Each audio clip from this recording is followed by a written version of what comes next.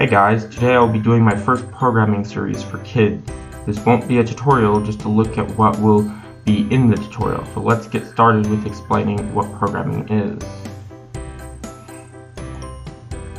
You can do this on any computer regardless of operating system. The language used in this tutorial only works on Windows, however. You must have some understanding of computers and how they work. That also includes some technical know-how, not just how to use the mouse and keyboard.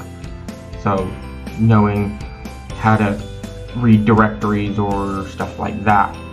Recommended language to begin learning is Python. This tutorial is for kids, so if you're looking to learn programming, go to www.python.org to learn about a language usable on any operating system.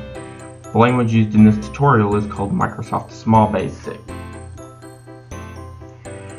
Programming, also called computer programming or coding, programming is the ability to give computers a set of instructions and get a result, or commonly referred to as input and output.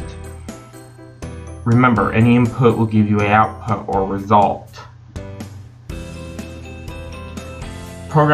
Basic programming concepts, what the technical language means, learn to write a basic program, and advanced programming. Thanks for watching. Please like, comment, and subscribe, and maybe check out some of our other videos.